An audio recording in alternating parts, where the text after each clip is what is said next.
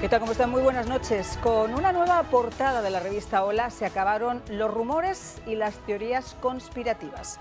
La que era supuesta hija de Ana Obregón, un bebé con quien la actriz abandonó el hospital la pasada semana en Miami, incendiando las redes, los medios de comunicación y hasta el propio Congreso, es en realidad su nieta. La última voluntad de su hijo Alex Lecquio, quien tras batallar como un guerrero contra el cáncer, un sarcoma de Ewing, una semana antes de irse al cielo les pidió a sus padres usar el esperma que tenía congelado por consejo de sus médicos cuando comenzó los tratamientos de quimioterapia para dejar algo de él en la tierra.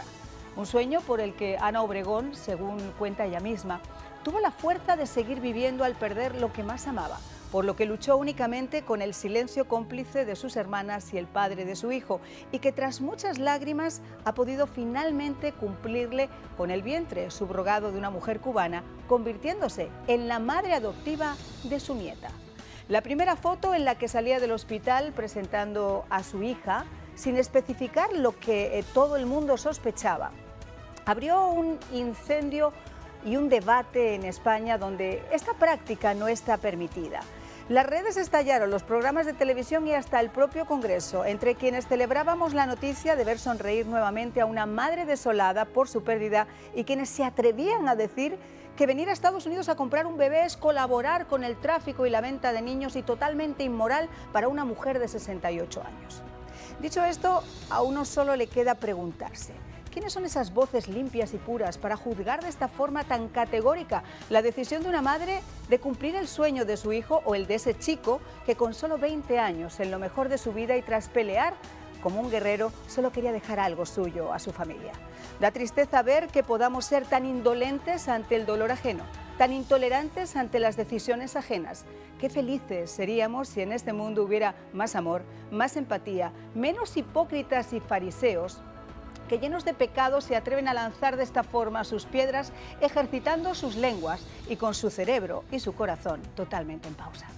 Bueno, pues descansando un poco de nuestra política, esto ha incendiado incluso la propia política, porque el tema este de Ana Obregón no ha pasado desapercibido a nadie y mucho menos a nuestros invitados de esta noche. Nos acompaña Luis Alfonso Borrego, periodista, un queridísimo compañero que tenía muchas ganas que nos acompañara. Bienvenido. Y yo también, Mariam, con muchas ganas de acompañarte y finalmente se dio, con un buen tema. Y nos acompaña además el doctor Fernando Ackerman, uno de los mejores expertos en fertilidad que existen aquí en los Estados Unidos, a quien también tengo el placer de conocer desde hace mucho tiempo. Doctor, qué gusto volver a reencontrarnos. Una alegría estar contigo y con toda la gente de América. Vamos a comenzar con Luis Alfonso, porque yo decía que esto ha incendiado completamente hasta el Congreso de los Diputados en España. ¿Cómo se tiene que masticar esto? Mira, yo pienso que no se hubiera dado o no tendría la trascendencia que ha tenido en España si no hubiera sido Ana Obregón. Hay que poner, pues obviamente en contexto, es una de las grandes reinas de las revistas del corazón en España desde toda la vida, no solamente actriz, conductora, ha sido una figura recurrente en la prensa rosa, la prensa del corazón, y ha sido uno de los personajes más internacionales de España. O sea, no solamente estuvo vinculada con el príncipe de Mónaco, vivió aquí en Hollywood, ha hecho muchas cosas en su vida, entonces es un personaje recurrente. Si hubiera sido un personaje anónimo, a lo mejor no se estaría debatiendo todo este tema moral, que estar comprando o estar colaborando con ese tipo de tráfico humano. No se trata de nada más sino ser un personaje que genera pasiones en España y obviamente en este momento en el mundo. Genera amores y genera odios. No es solamente con este tema que le está ocurriendo a Ana Obregón, le ha ocurrido siempre. Como española tú sabrás que cuando tiene una pareja nueva o cuando termina una relación sentimental o siempre ha tenido un motivo de controversia porque es vendedora su imagen en los medios de comunicación. Ahora, este punto ya va mucho más allá que del papel cuché o de la prensa rosa. Esto va mucho más allá. Va a un tema de la maternidad, que no es maternidad, es la abuela. Y sobre todo porque abre un debate inmenso en España, porque los vientres subrogados, la maternidad subrogada está prohibida, es ilegal, no solamente en España, en muchos puntos de Europa. Y nosotros aquí en Estados Unidos, que estamos acostumbrados a vivirlo desde hace mucho tiempo, incluso en España, fíjate que la baronesa Thyssen ya hace 17 años también utilizó un vientre subrogado. ¿Y lo hizo Miguel Bosé y su pareja, muchísimas parejas homosexuales utilizan este tipo de prácticas y no genera esta polémica. Fernando, Cuesta trabajo creer, sobre todo para un experto como tú, que esto todavía siga siendo un debate. ¿En algún momento se puede calificar una maternidad subrogada como el tráfico de niños?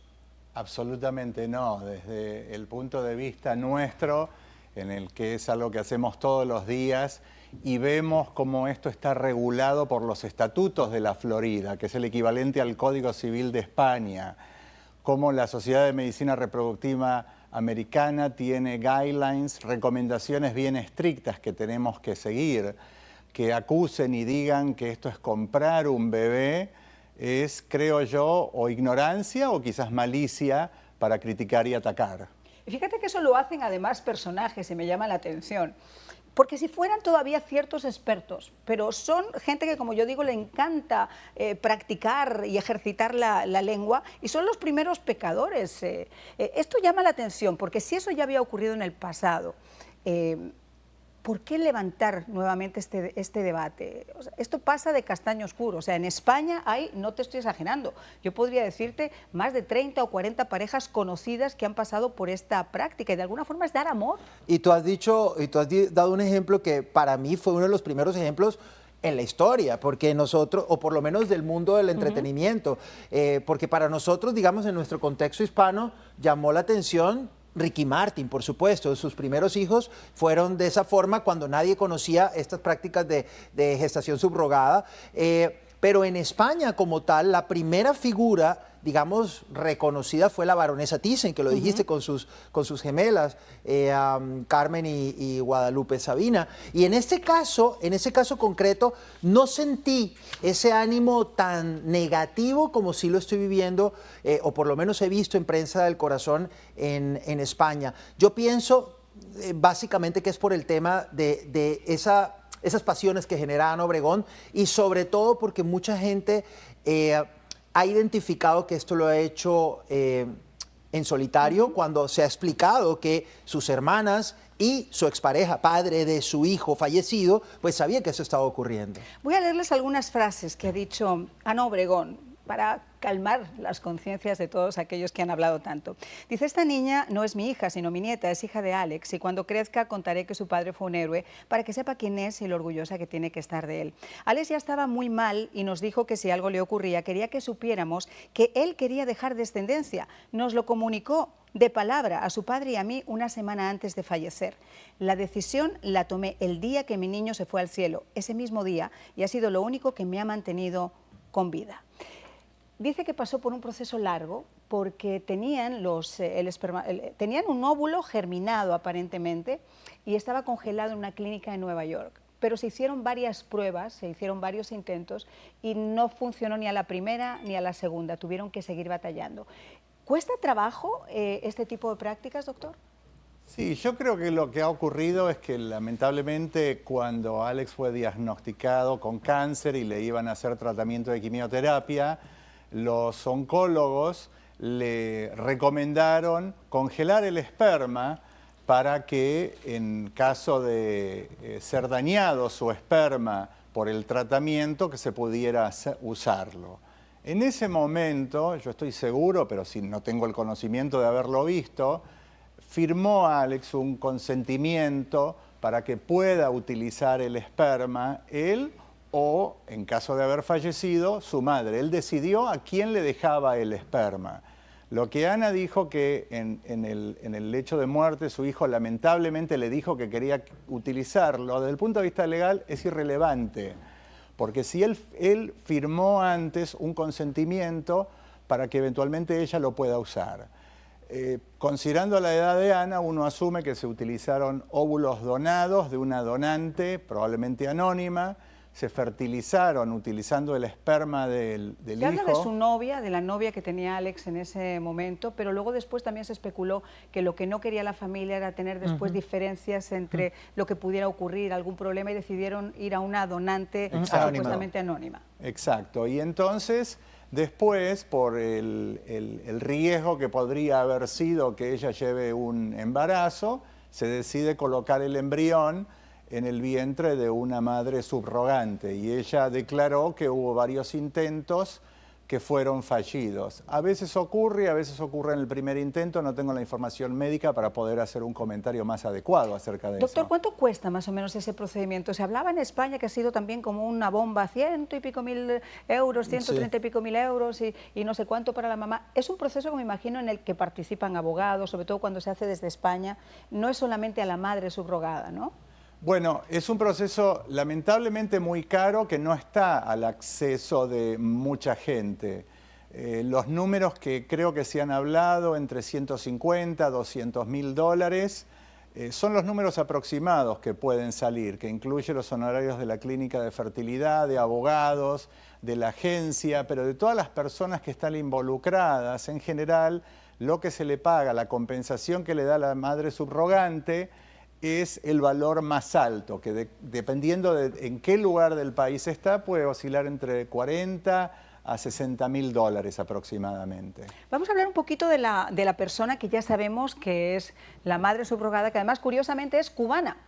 ¿Qué más se sabe? Mira, es un punto que a mí me llamó mucho la atención y sobre todo desde el punto de vista periodístico y nuestra ética profesional, algo que se ha cuidado hasta lo más mínimo es cuidar precisamente o salvaguardar el anonimato de estas madres subrogadas, porque se supone que tiene que ser una persona que en ningún momento el pequeño o la pequeña engendrada vaya a saber que ella es su mamá. Aquí se está violando desde todo punto de vista la identidad de esta persona, que para que este medio de comunicación tan importante en España se haya atrevido a publicarla en su portada. No, tiene una entrevista además. Claro, por supuesto, para que lo haya hecho es porque efectivamente hay otros elementos en juego que para mí me es absolutamente sorpresivo. Ahora, si es una mujer cubana, ella tiene 2 hijos, ella tiene su pareja y se ha dedicado en otros momentos de su vida a hacer ese tipo de cosas. O sea, no es que, no quiero decirlo en estos términos que pueden sonar peyorativos, pero es un negocio también. Al final del día tiene una que es la salud. Parte amoral que dice la gente, que dice que hay personas que se dedican a esto como negocio. Bueno, pues teníamos el debate que decían que, bueno, que ahí estaba quizá la parte más conflictiva de esas personas que se dedican a esto, como decía Luis Alfonso, como negocio, ¿no? Sí, indudablemente porque tiene una vida en paralelo. Es madre de familia de 2 pequeños, tiene su pareja y adicionalmente a esto no es la primera vez que se ha dedicado a esto. Claramente debe tener unas condiciones físicas excelentes para que una clínica o un médico en fertilidad vea en ella una posición donde pueda repetir esto como negocio. Ahora, moralmente sí es cuestionable para mí, y mucho más que haya dado esta entrevista, porque se supone que la confidencialidad y el sigilo y el secreto es parte le vamos a preguntar ahora al doctor, porque uno se imaginaría que en este proceso tan caro está todo completamente atado, todo completamente hilado, incluso la calidad, por así decirlo, de la mamá, tanto moral como física, ¿no? Bueno, en relación a la confidencialidad, depende lo que Ana y esta madre subrogante hayan decidido poner en el contrato. A lo mejor ella tenía la libertad de poder hablar y decir el tipo de tratamiento que ha hecho. Yo no lo tomaría como que ella tiene un trabajo paralelo, porque siempre en toda mi experiencia he visto que de base quieren ayudar a alguien y tienen alguna historia con alguien de infertilidad que han conocido, pero nadie lo va a hacer gratis. Van a recibir una compensación. Y a pesar de 35 mil dólares por ayudar, pues me parece una cifra bastante importante. Y 9 eso es lo que se dice que se le ha pagado. 9 meses llevando a la criatura y pasar por el parto, que decir, no está mal. Bueno, es muchísimo, pero nadie se va a salvar por si te cobran por una cesárea 10 mil dólares. Entonces, en mi experiencia, muchas lo que hacen es o le pagan la educación a los hijos, le pagan la universidad, que aquí en el estado de la Florida se puede depositar para que en el futuro no les salga tan caro, o les ayuda para poner un depósito para empezar a pagar la casa en cuotas. Entonces, para eso es que utilizan el dinero. Cuando se busca una madre subrogada, ¿qué es lo que se busca? Porque yo me imagino que tienen que hacer un formulario y que tienen que ser seleccionadas, a no ser que una persona decida, porque yo lo he visto también, por ejemplo, una hermana que ha visto que su hermana no puede tener bebés y de repente decide ella ser un vientre subrogado. Eso es algo que se hace entre la familia, pero en casos así, ¿cuál es el perfil de esas madres subrogadas? Bueno, hay criterios médicos que son iguales, ya sea la persona conocida o no. Tiene que tener una edad menor de 45 años, tiene que haber tenido un embarazo de término, sin complicaciones previamente, tener una vida sana, no fumar, si bebe alcohol con moderación, estar en una situación social estable, que quiere decir que puede estar casada, puede estar soltera, ser mamá soltera, pero no puede estar en el medio de un divorcio. Y después uno tiene que analizar puntos más profundos, médicos y psicológicos, para poder determinar si esa persona es adecuada. Yo te diría que de cerca de 100 candidatas, solamente una potencialmente se va a seleccionar para poder acceder a ser mamá subrogada. Qué cosa más interesante, ¿no? Mira, yo estoy recordando que hace unos días atrás entrevisté a la actriz Ana Claudia Talancón, que se destaca en Hollywood. Esta actriz mexicana en algún momento consideró hacerse pues todos estos procedimientos de congelar sus óvulos, etcétera, etcétera, para que eventualmente pudiera tener este recurso para ser mamá más adelante.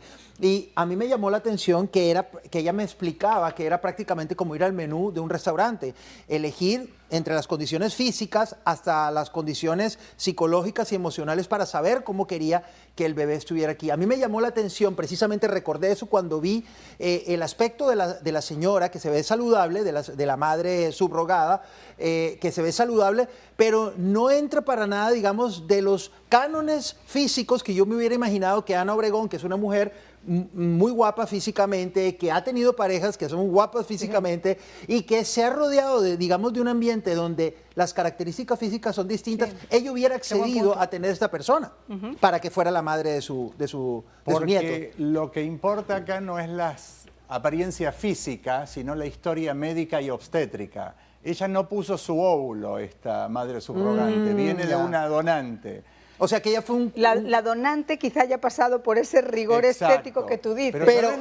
Pero no hereda, y ese es un punto también no hay características físicas de la persona que lleva en su vientre que va a tener. La parte genética la da el óvulo y el esperma. Se habla de la parte epigenética y la comunicación que puede tener, pero estrictamente el que participa es el óvulo de la donante. Que no es de ella. Y te digo algo, la selección es mutua, no es solo que en este caso Ana Obregón seleccionó a la subrogante desde el punto de vista social o qué química tenían. La subrogante también la elige. ¿Por qué? Porque tienen que sentirse cómodas. Porque ella puede decir, yo no me siento cómoda llevando el bebé de una mujer soltera o una mujer de 68 años o una mujer que va a utilizar el esperma de su hijo. Que está muerto. Exacto, encima, ¿entendés? Entonces, todas esas situaciones hacen que la elección sea mutua. Entonces, cuando también se habla y se dice de la vulnerabilidad de estas mujeres, yo creo que no conocen del tema porque no hay ni vulnerabilidad económica ni social. Sí, puedo imaginar que los ingresos o el poder adquisitivo de Ana es mayor que el de esta mujer. Cuantitativamente mayor. Sí. Pero muchas veces la subrogante es la que domina, entre comillas, en la situación, porque está llevando el bebé. Claro, entonces es un equilibrio, es una simbiosis entre las Yo entiendo dos. perfectamente lo que usted dice, doctor, y con el perdón de Marianne, a mí me cuesta trabajo entender ese tipo de situaciones. Sobre todo, y no es por calificar simplemente por el aspecto físico de alguien, sino con la historia que estoy leyendo. O sea, sobre todo, y sigo y reitero mi punto con referencia a la entrevista que dio, porque esta entrevista no es gratis.